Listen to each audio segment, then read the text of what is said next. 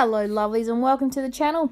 So today I've got something just a little bit different. A couple of months ago, back in June, it would have been before June. What's before June? May. Back in May, I decided to make some colour swatch booklets, and this was because I was intending to go to the June Papercraft Expo up in on the Gold Coast. I didn't end up going, or no, I think it's in Brisbane actually. I didn't end up going, but I made these swatch books because I was going to go, and I have a really bad habit of buying doubles of things because I see a colour I like, forget that I already own it, and buy it again. So I thought to avoid that, I'd make a colour swatch booklet. So I have one of these booklets for every brand that I have. So this is a traveller's notebook. I can't seem to get on board with the traveller's notebook craze like everyone else does. I find it's very repetitive. I'd only put the same things in there that I put in my journal or in my Project Life. As it is, I already have a journal and a Project Life, so yeah. But that doesn't stop me from buying them because I just love them. I liked the idea of them, but yeah, I never seem to stick through with the project. I find it's just too random for me. Like, it doesn't fit in a chronological spot. It doesn't fit in with my Project Life. It doesn't fit with my... Anyway, so because I did like the idea of them, but I just couldn't make them work for me, I have a few laying around. And I thought they would make fantastic swatch books that I could take with me to expos and retreats and things and know what I have. And it's also been very useful when I'm sitting at my desk looking through my stuff, looking for a colour, and especially with products that don't look the same in their containers. Now, that's very important. I have one of these books for my Dilutions, my Distress. This is my Colour Blast book. Now, you know that I've mentioned it before, I'm on the Colour Blast design team.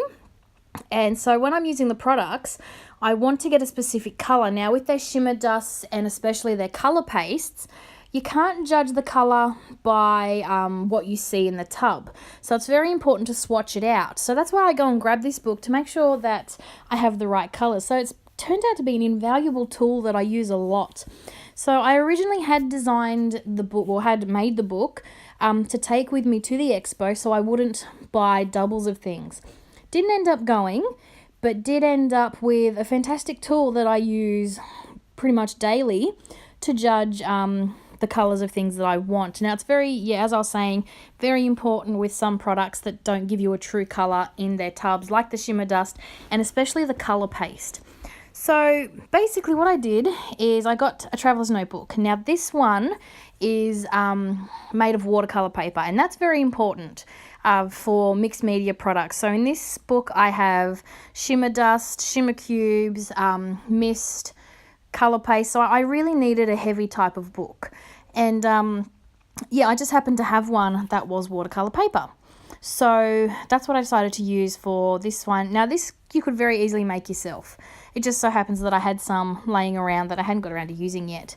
But if I do need more and I don't have any more watercolour, I can just get a watercolour paper pad and make them up myself. Traveller's notebooks are very easy to make. There's many tutorials out there showing you how to do it. And yeah, it would be a very simple project to make if you didn't have one laying around, and you could customise the size. So basically what I did is I have a set of stamps for my planner. It's a planner.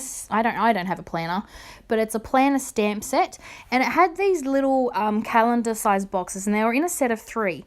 And as you saw, I just inked it up and I just stamped multiples down the page. There is a fantastic swatch stamp that I have seen on Instagram, a few people use, but I just cannot get my hands on it. It is amazing. It's got the little cube for you to put your colour, and then actually lines to put the info, and I really wish I had that stamp, but sadly I don't, so I had to make do with what I had. So all I've gotten is a traveller's notebook, a stamp with a space in it, and then just a pen to write my colours, and that's it. So because this is my Colour Blast book, I know that all the products in here are Colour Blast. So then all I've done is down the bottom, I've written what products they are. So on this page it says Colour Blast Shimmer Cubes. And then I'm swatching out each colour into a square and then writing the colour name next to it. And then that is pretty much it. That is the extent of how I swatch these out. It's very simple to do and very, very useful to have. So yeah, all I did was I stamped that stamp with not Memento, archival ink, so it didn't run and ruin anything. And then I've just, swatched out my colours and used my heat gun to set it. Very, very simple. So now I'm moving on to the shimmer dust. Oh my goodness, I love shimmer dust. Shimmer dust is my absolute favourite. And it was very important to swatch these out, because if you look at the dust, it looks nothing like the colour you get when you use it, which was one of the benefits of making this book, because I use these a lot, like a lot. I love them. So yeah, it just really helped to have them swatched out, ready to go. So I did start this video back in May. Now, I made the book, filmed the process, but I never put it together and uploaded it because it just, I don't know, it didn't feel finished. Now, last week I got an order from Colour Blast, so some new things that I'd ordered. And I wanted to show you what I do when I get new products and how easy it is to add them straight into my swatch book when I'm done. So I recorded that, and I was just going to share that with you today, but then I thought, why don't I just put that together with the making of the DIY swatch book, so you can see how I went from making it all those months ago to adding to it and continuing to use it today. So, months later. And that was the whole point behind this process video, just to show you how easy it is to make a swatch book, and then how easy it is to add to it when you get new products. Now, in my case, because I'm also on the Kit Club, so I get a new product with that every second month. And then, obviously, I got some things that I ordered this week as well. And before I add it to my stash, I have to remind myself to add it to my swatch book. Otherwise, I'm going to end up with random products that I haven't added to my book. So then when I go through and see what new products I want to buy, what new colors I want, if they're not in my book, chances are I'm going to buy them again. So yeah, every time I get new products, I make sure the first thing I do before I put them away is to add them to my swatch. Yes, like I was saying, it's very important to add them to my book before I put them away with all my other mixed media products. I'm really sorry if you heard that outburst a minute ago, and that's what cut me off. My husband is watching the football. Now, if Brisbane win by a big margin or something, like if Brisbane don't lose, Tigers are out, and they don't make the 8. So needless to say, he's very enthusiastically watching, well, at least I think that's what he's watching. I think that's the game he's watching. If not, he's just yelling at the TV for the sake of it. So I do apologise if you heard that in the background, but he's a very avid sports nut. I have locked myself in my room in the hopes of getting this video done interruption free, but as you can see, you can still hear him in the background. So yeah, lots of fun there. So like I was mentioning, this is the second part of that video now, where 3-4 months later I have received new products and I'm just adding them to my colour swatch book. So hence why my background's very messy and the lighting is different. The lighting is crap. The sun was setting and I was too focused on what I was doing to realise, and I didn't turn my light on. So sorry about that, but I just really wanted to get these in my swatch book so I could put my stuff away and get creating with it all. So I bought a few new colour sprays, some more artist inks. That's what I bought. I am addicted to artist inks. I love them. And yeah, that's what I'm swatching out now, I believe. And then I also bought a new colour in the colour paste. Now the colour paste is really important to swatch out if you buy the Colour Blast colour pastes, because the colour you see in the tub is not the colour it's going to be once it's dry.